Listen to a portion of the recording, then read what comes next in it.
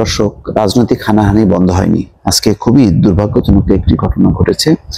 পাথরঘাটায় যুব দল কর্মীকে কুপিয়ে হত্যা, 2 ছাত্রলীগ কর্মীর বাড়িতে আগুন। এখানে দেখা যাচ্ছে যে নিষিদ্ধ ঘোষিত ছাত্রলীগ এবং যুবলীগ, আওয়ামী লীগের নেতাকর্মীরা বিভিন্ন জায়গায় পালিয়ে থেকে তারা এখন সংগঠিত হচ্ছে এবং চোরাগোপ্তা হামলা চালাচ্ছে বিএনপির উপরে। বিএনপি, যুবদল, ছাত্রদল তাদের উপর এবং বিভিন্ন জায়গায় হতাহতের ঘটনা কিন্তু ঘটছে। তেমনই একটি ঘটনা ঘটেছে বরগুনার পাথরঘাটায়। সেখানে বলা হচ্ছে মোহাম্মদ নাসির হাওলাদার নামে এক যুবদল কর্মীকে কুপিয়ে হত্যা করা হয়েছে। বুধবার দুপুর 1টার দিকে উপজেলা পশ্চিম ঘুটাবাছা নুরিয়া সরকারি প্রাথমিক বিদ্যালয়ের সামনে এই ঘটনা ঘটে। এদিকে নাসিরের মৃত্যুর খবর ছড়িয়ে পড়লে উত্তেজিত লোকজন রাব্বি ও হাসান নামে 2 যুবকের বাড়ি আগুন দিয়ে পুড়িয়ে ফেলে। এই 2 জন নিষিদ্ধ ঘোষিত ছাত্রলীগের কর্মী। নাসিরের বাড়ি পাথরঘাটা পৌরসভার 9 নম্বর ওয়ার্ডে।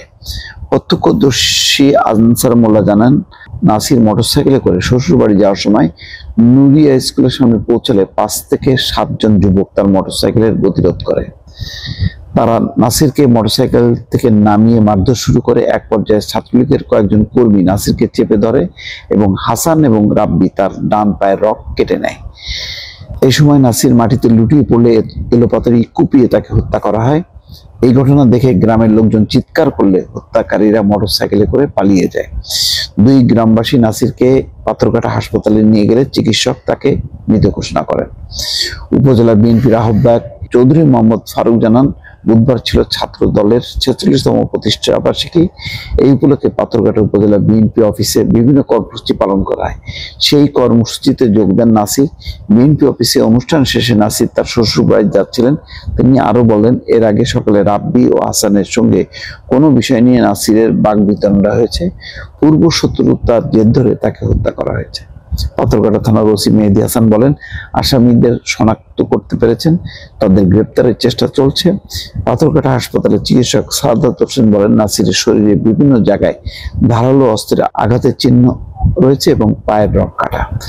খুব দুঃখজনক, নির্মম।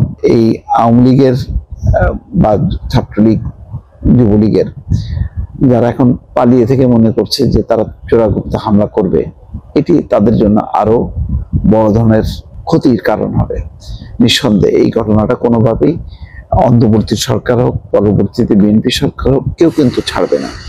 বরং তাদের এই ঘটনাগুলো যারা অনেক নিরীহ আওয়ামী লীগ, যুবলীগ বা ছাত্রলীগের নেতাকর্মী আছে, তাদের জন্য কিন্তু সংকটাপন্ন হচ্ছে। যেমন এই যে উত্তেজিত কর্মীরা ছাত্রলীগের 2 কর্মীর বাড়িতে যে আগুন ধরা দিল, সেই ছাত্রলীগ কর্মীদের বাড়ি থেকে তার বাবা মা নেই, তার পরিবার পরিজনরা নেই সেখানে, কিন্তু তারা আজকে কিন্তু এই ঘটনার শিকার হলো।